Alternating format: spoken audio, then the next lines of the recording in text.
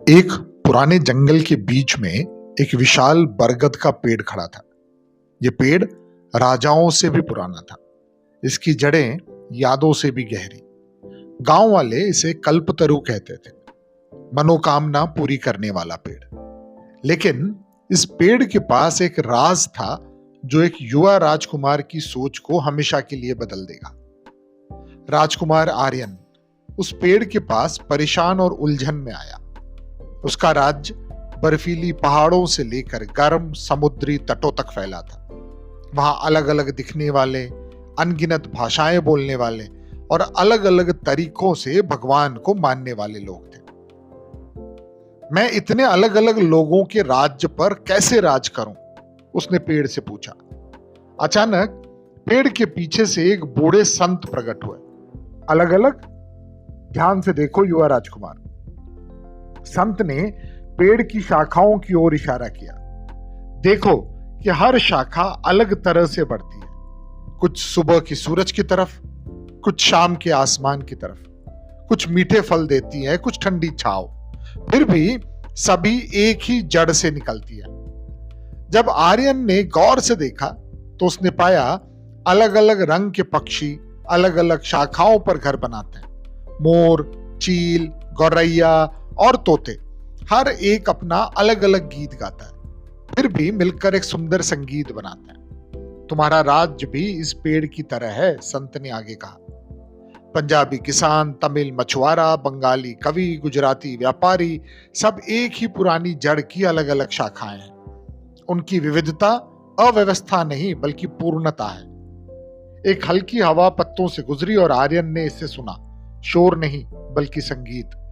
अलग अलग भाषाएं एक ऑर्केस्ट्रा के वाद्य यंत्र की तरह मिल रही थी। इस धरती ने हमेशा से ये राज जाना है, संत मुस्कुराए और पेड़ में वापस मिल गए। एकता का मतलब ये नहीं कि सभी एक जैसे हों। सच्ची ताकत तब आती है जब हर आवाज को बड़े गीत में अपनी जगह मिलती है।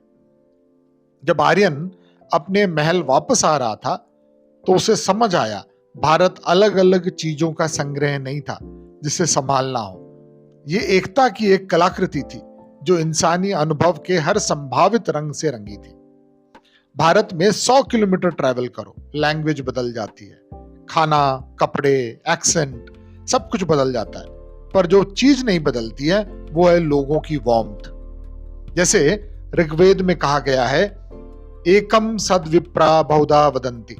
सत्य एक है, ज्ञानी उसे अलग अलग नामों से पुकारते हैं। सोचिए जरा, नागालैंड का बच्चा स्कूल में बाम्बू क्राफ्ट सीखता है। राजस्थान में एक बच्चा कठपुतली के जरिए संस्कार सीखता है। बंगाल में दीवारें कला से सजती हैं। तमिलनाडु में पोंगल की सुबह रंग बिरंगे कोलम से शुरू होती है। ये सब अलग अलग होते हुए भी अजनबी नहीं लगते, बल्कि अपने जैसे लगते हैं, क्योंकि हमने इन सब को बचपन से देखा है, सुना है, सीखा है।